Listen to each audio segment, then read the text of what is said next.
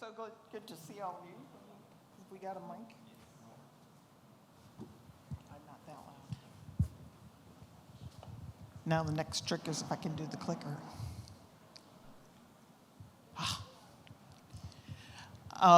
One caveat is, for those of you who are really experienced, this is an advanced course. It's for somebody who's beginning or maybe at the intermediate. The other thing is John does a great job of giving you the overview, and because of his experience in the government, he gives you the government perspective. I've never been inside the government. I've worked with the government. In fact, my career is basically the National Center. I started with the National Center as a volunteer in 1980. And then along the way, they kept hiring me when they could. And as our chairman, Derek Watchman, said, he was at the 1987 res. That was our first res. And yes, I was there for that too. But more importantly, I'm part of the Apex Accelerator program. It's part of the Department of Defense. We are funded in part by the Department of Defense. We are now in the Department of Defense Office of Small Business Programs. Yep, we're in the Office of the Secretary of Defense. So we are an integral part of the Defense Department's outreach to small business, along with the regional, the Defense Regional Councils, which are the prime contractors and defense agencies. We are also up there with the Indian Incentive Program, which I'm going to talk about. So we're part of that overall program. There are 94 programs right now in all the states and the District of Columbia and some of the territories, Puerto Rico, Guam, and the Virgin Islands. And there are 7 of us who serve the Native American community. We are a unique community.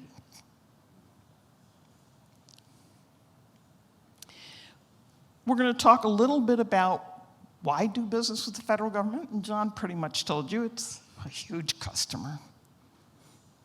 We're going to talk about how do you know when you're ready, and you probably think you're ready before you're ready, but that's okay, because that's what we're here for. Where is the training and technical assistance available? Well, yes, it is available from the Apex Accelerators, but there are a lot more resources out there that can help you prepare for government contracting. So the first part is going to be a self-assessment. Ooh, yeah, that means you're going to have to sit down and face yourself. In most cases, most of our clients are individually owned. When we're talking about tribal enterprises, ooh, wow, unique to our community. Believe it or not, there are no tribes outside of ours that do business with the government. We are unique in that aspect. So, are you an established company, an established business? And I would say you need at least 2 years of commercial business before you think about the government. You need to look around your own neighborhood and be selling to your own neighborhood, because that's how you're going to figure out, okay, where's my niche? Where's my specialty? What's the product or service I can best bring to the marketplace? It's where you're going to build some financial capacity to get that financial stability. For the most part, you have to carry a government contract to completion before you get paid. So you have to have the financial stability to carry that contract. Does the government buy your product? The government buys everything. But where do they buy it? How do they buy it? Who buys it?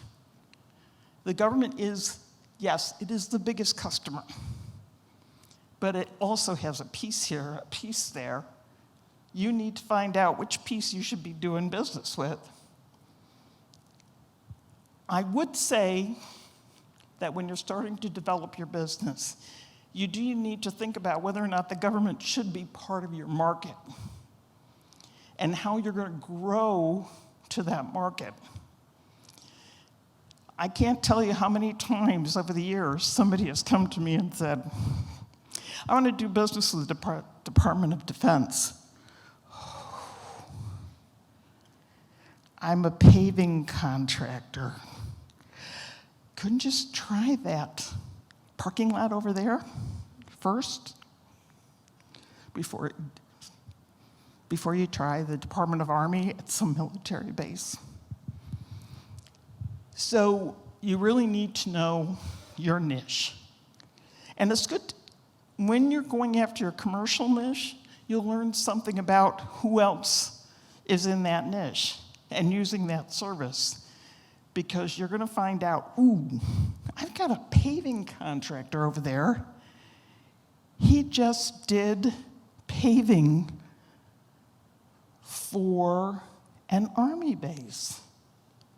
How did he do that? Can I sub with him and learn from him? So there's a lot of opportunities to grow out, but make it part of your plan. The other thing is, again, where's your cash flow? Money first. Everything costs money. You have to know where your cash flow is coming from. So in some ways, what I'm going to explain today, we're going to talk about a lot of things John talked about today, but what I'm really going to tell you is how to use an Apex Accelerator. Now, some of you aren't Native American. You're going to go to your state or regional Apex Accelerator. We all do the same thing. We all do the same thing. It's just the Native American Apex Accelerators serve a community that's a little different. And we have to address that community. So the Apex Accelerators, we basically are going to help you. We provide training and technical assistance. As most of my clients know, and several of them are sitting here, most of it is one-on-one. We're talking out your business, your government business plan. What do you want to do? What are you trying to do? How can I support those efforts? So we are going to go through, are you ready? Where are you? We're going to go taking you through those basic steps. Here's the key. Where's your plan of action? Oh, I've got it right here. Someday, your business is going to grow, and somebody's going to need to know what's between your ears beyond you. Start putting your plan of action together in writing. And that's what an Apex Accelerator can really help you do. They can give you all this information to inform your plan of action. So we are going to talk about your product. We're going to take you through all the tools. Now, to some degree, if you're a startup, day one, thinking about going to business, go to a small business development center. They're funded in part by the SBA. Their job is startup and general business technical assistance and training. They can get you through those first steps. When you come to me, I can't tell you what the commercial world is doing. I can tell you what the government's doing. The other thing is don't come to us and say, Department of Defense, unless you've got some unique things that make you uniquely qualified to go after the Department of Defense. Try your local government, your town, your city, your county, your state. You want to get into the federal market? Try subcontracting. Get your feet wet. Get your toes in the sand. Find out whether or not you're going to like that beach. We can help you find your North American Industrial Classification codes. Every solicitation is assigned a NAICS code.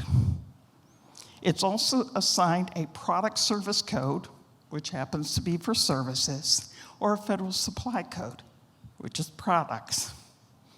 We can help you find those codes so you can start doing more market research about who's buying what you're selling. We'll look at both at prime contracting opportunities and subcontracting. Again, subcontracting, John talked about mentor protege. Every prime contractor I've ever spoken to said, the only proteges I consider are my subs. Why? They know you, they trust you. So they want to be your mentor. So we're going to look at both. We're also going to begin the registration process. Now, if you're an established business, you've already got your EIN. And every business going into government contracting has to have an EIN. I know it's a secret, but you have to pay income tax individually and as a business. It starts with the IRS. We used to have something called the DUNS number. That ended last year in April. Now we're at the Unique Entity Identifier. And you get the Unique Entity Identifier from GSA as a part of the System for Award Management, SAM. You also get your CAGE code, Commercial and Government Entity Code. And yes, it's controlled by the Department of Defense, DISA, in fact. And the reason is, before the whole US government registered contractors under SAM, the Department of Defense registered contractors under the Central Contractor Registration. Because of its legacy, SAM had to be united with the CAGE code and legacy program. So when you submit your SAM registration, the IRS gets to say, oh yes, we recognize that EIN. And the DISA gets to say, oh yes, we recognize. We're going to assign this CAGE code. And then you get your unique entity identifier, and you are registered in SAM. For our clients, we always take a look at all the set-aside programs. Number one, if you're a small business, which will be determined by your SAM registration. As part of the registration, you're going to put in employee numbers for the last 3 years, revenues, and SAM will actually say, oh, you're an eligible small business. And at the end of the registration, you'll be offered SBA supplemental questions, which helps fill out your SBA profile in the dynamic small business search. It's all interconnected. But we're also going to look at your set-asides. You don't have to be certified as a small business. It's self-certification through the SAM registration. you're going to put the numbers in. Small disadvantaged business is also self-certifications with qualifications. And that is small disadvantaged business for subcontracting. 8A is small disadvantaged businesses that have been certified for prime contracts. The 8A program is for prime contracts. It is a unique program because it offers business development support by the SBA. Then you have Hub Zone, historically underutilized business zones, and that's a certification that's based on your business residing in a hub zone and 35% of your employees residing in a hub zone. Not necessarily the same hub zone, but for tribal enterprises or reservation-based, individually owned businesses, hub zone is a critical consideration. Tribal lands are always hub zone. We're going through a change right now. Because of the 2020 census, we're getting new hub zone designations. This month, just started July 1st. Tribal lands are always hub zone. Hub zone should always be a consideration of a reservation-based business, individually or tribally owned.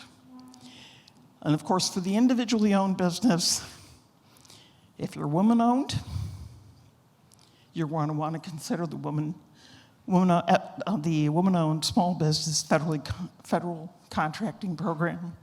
And of course, we have the new SBA certification for the veteran-owned businesses. So this is something else that we're going to consider in your plan of action.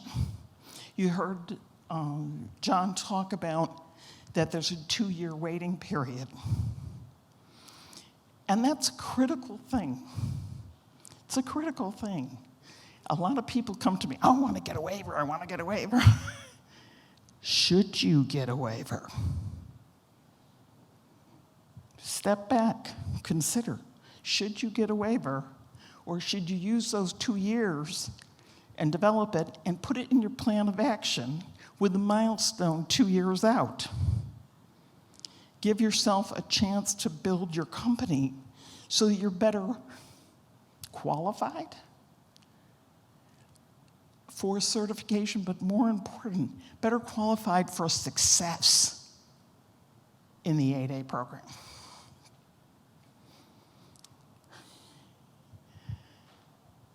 So again, start close to home, local, state, tribal government contracts.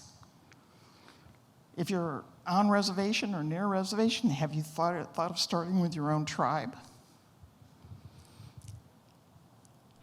Conduct the industry codes, get your market research, start the registration process, consider your eligibility for certification. Now, one of the most basic service of every Apex Accelerator is a bid match service. It is based on your NAICS codes, your federal supply codes or product service codes, and keywords. We put a profile, we subscribe on your behalf for the most part, at least here at the National Center Apex Accelerator. We subscribe for you. We pay the cost of the bid service. We put a profile in our system, and every business day, you get an email with bid matching opportunities. These are solicitations that come out of SAM and some other websites that are the service we subscribe to goes to give you federal, state, and local opportunities. Also, we as your counselors, whoever within the National Center is your counselor, or any Apex Accelerator, will also let you know of other opportunities, particularly subcontracting or tribal, that don't go through some system. And we will continue to inform and educate you, constantly looking at how can we help you, how can we support your efforts, make them stronger, make them more productive on your behalf, helping you through the application process. And John talked about a unicorn. I have one. She's 8A, HUBZone, woman-owned, service-disabled veteran, and she is loved. Or at least she feels the love, because she's very desirable. But more importantly, she can deliver. Always start with your capabilities. Always start with your capabilities. What have you to offer to the government as a contractor? We can help you market to the agencies for prime contracts. That means not only giving you bid matches, but letting you know when there's industry days. Sometimes we host industry days, particularly for the Native American Apex accelerators. We know that the Bureau of Indian Affairs and Indian Health Services, because of the Buy Indian Act, are critical opportunities for the Native American business owner. So we work with the two agencies. Literally, the two agencies meet with the Native American Apex accelerators on a monthly basis. Now, last November, the Secretary of the Interior announced that the Buy Indian Act would be expanded to the entire Department of Interior.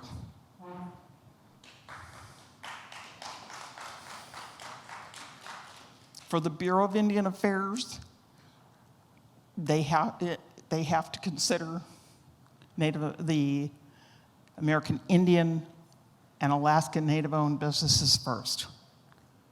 For the rest of Interior, their goal, they were given a goal, and it was to the program managers, 10% prime contract, 5% subcontracting. Market yourselves to the agencies as a prime contractor. We can also market you to primes as a subcontractor. Now, John talked about Lockheed. I sit in an office provided by Lockheed. It's good to dream, but there's a whole bunch of other primes between you and Lockheed that you should be considering, as well as Lockheed. In fact, John kind of hinted at, if you're thinking about going into the 8A, how about subcontracting with another 8A who's already in the program? Learn the ropes. Then go into the 8A program, go back to your prime and say, would you mentor me? Could we JV? That's why you need a plan of action. You need to set some milestones on how you're going to grow your business. And as my clients will attest to you, I'm always repeating the FAR to them. Ask me a question, I give you the answer in the FAR. Was the Federal Acquisition Regulations written for you? No. They were written to instruct the acquisition professionals, contracting officers and others, on what they can do.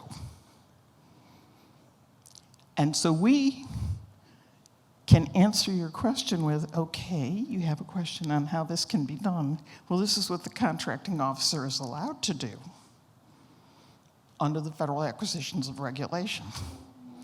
Now, as you know, departments have their own supplements, like the Defense Department.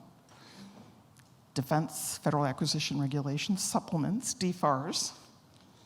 But actually, you'll find the Buy Indian program in the DIRE, Department of Interior Acquisition Regulations, or in the HHSAR for IHS, which is the Health and Human Services Acquisition Regulations. So there can also be supplements that we need to share with you. John talked about cybersecurity compliance. And yes, the Defense Department is out ahead of everybody in terms of the regulation. But we now have VAAR, Veteran Affairs Acquisition Regulations. They now have their cybersecurity. And just in the last month, Homeland Security just added theirs. It's going to be government-wide. So that's something else that the Apex accelerators can assist you with. We can't do everything. We can provide you guidance, we can give you information, but in the end, we can't address all the issues with your individual information systems. That's going to be between you and your IT staff, or your IT consultants, or the IT staff and consultants you'll realize you have to get your hands onto because of the new cybersecurity compliance.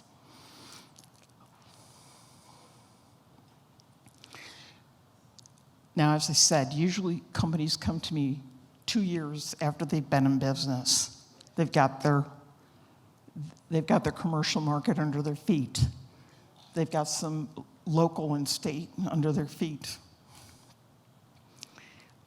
Your government contracting marketing plan should be integrated into your commercial marketing plan, which is going to include exporting. It's going to include all the potential customers that you're going to look at. And you're going to integrate it into your overall marketing plan. Now I'm going to talk a little bit about, what a marketing plan should include. But here's the importance of a marketing plan. A marketing plan, and it should be written, and it should be part of a written business plan. It informs your capability statement. It informs all your marketing materials, including your social media. It's going to give you you're going to have in writing everything you want to do. It'll create the verbiage that'll inform all the other materials you'll use to reach out to government and non-government customers. Now, the executive summary should always be the last thing. It's the first thing somebody would read, but it's the last thing you're going to write because it's going to be informed by the rest of your marketing plan. And again, so you work with us so that you can write that products and services into your government contracting plan. You'll know what products and services you're offering to the government. Now, should this be written in stone? In 2020, we all had to pivot. All of our customers had to pivot. Many of them offered services they had never thought of offering in the past. And suddenly they had new opportunities. And some of those opportunities have waned as we come out of the pandemic. And other opportunities are presenting themselves. Know your target customers. Absolutely know who you should be talking to. You're going to be talking to small business specialists. You're going to be talking to contracting officers. Now, when you receive a solicitation in your daily bid match, and it's already a solicitation, you're going to follow the rules of communications. Because at that point, the government has to be fair to everybody. But if it's a pre-solicitation, if it's a source's thought, if it's a request for information, you can communicate with that contracting officer or specialist or both without any rules. Just don't annoy them. You need them. And believe it or not, there's not that many contracting officers and specialists out there. They're a fairly small community. And within an agency, they talk to one another, so don't annoy them. But you can communicate with them. You can send them your capability statement. You can talk to them about an upcoming opportunity. And if you get somebody's forecast and you see something you like and it gives you a point of contact, treat that as an RFI. Treat that as a marketing opportunity. What is your unique selling proposition? We talk, John talks about sole source. Actually, the Federal Acquisition Regulation says you do a sole source when the contractor is uniquely qualified to do the work. Okay, what makes you uniquely qualified? What makes you uniquely qualified? That's going to be part of your selling proposition. Who's your competitors? John actually gave you a great resource this morning of finding your competitors. You're going to go out there just like that government agency or the prime contractor, and you're going to look in the dynamic small business search, and you're going to look for your competitors. And then you're going to go look at USA spending, and you're going to say, where are they doing business? Because wherever they're doing business, maybe I should be doing business there too.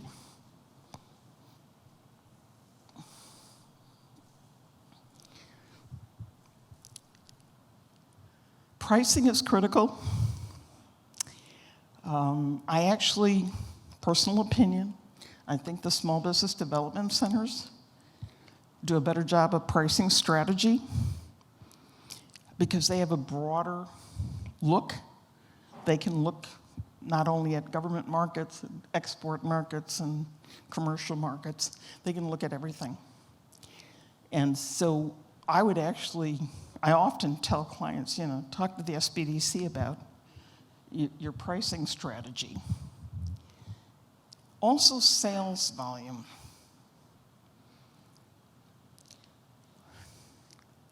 If you're a small trade contractor who wants to do business in maybe 3 or 4 counties in a rural state, who's buying your services? And it may not be the federal government. It may not be the federal government that's buying in your market area, buying those services. So that's why I said it has to be integrated. If you're in a big federal market, and of course the biggest is what they call the National Capital Region, DC, Maryland, Virginia, or is it a big central defense contract area, like Huntsville, Alabama, like Rock Island, Illinois? You have to really know where the federal government is, or even where your state is. So understanding your pricing and sales and location will probably tell you where your best customers are or where you need to move your company. The state in which I have the most clients in is Virginia. They're sitting on the front porch of the big customer. And a lot of those businesses aren't with tribes or individual natives from the Virginia tribes. They're from all over the United States. Alaska, Hawaii. So you need to do this analysis to really understand that you may have to relocate your business. Or as John said, you may want to relocate your business into a hub zone if you're off-res and need to identify that hub zone and whether or not there's employees in that area. If you're doing a product, how are you going to package it? How are you going to distribute it? And if you're doing it for the Defense Department, are there rules? Lots of rules.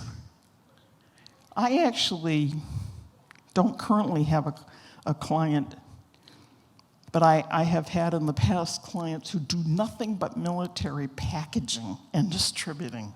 That's what they do. They help other businesses do that work.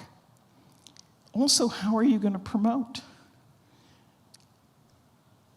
Capability statements that you share electronically or you share physically at a trade show are a standard in government contracting.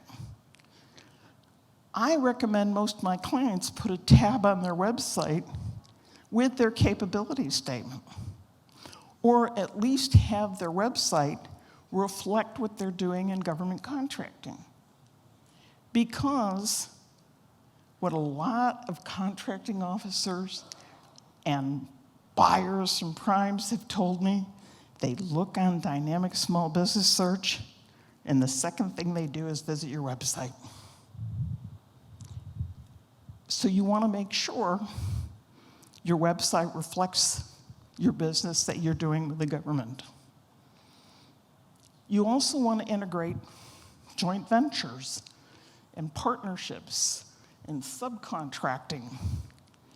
Like I said, some of the best mentors are found through subcontracting, and mentors tell me the best proteges they find through subcontracting. It's easier to keep a customer. Ooh, did we hear that about employees? Well, the same is true of customers. They're easier to retain than to gain. So you have to think about not one-offs. One-offs are how you get in the market. How do I develop that relationship with that customer? Never forget a contracting officer. They never forget you. If you're good, they remember you very well. Again, we talked about pro formas and loans. It's not bad to have a pro forma available for your contracting, be it commercial or public. First of all, you heard about contract loans. That's a key capital investment opportunity for you, access opportunity. But you need to have your financial projections. You have to have some goals set for where you want to be. And believe me, it can change. You're going to get the link. You're going to get this program, the slides. All of these are linked. These are other resources you should be accessing. And you'll be able to build your support team right from this slideshow. Here's an upcoming show. If any of you are veterans, I'm doing a webinar with Annabelle, which is one of our Native American 7Js with SBA, 7J contractors, on the new SBA Veteran Certification program.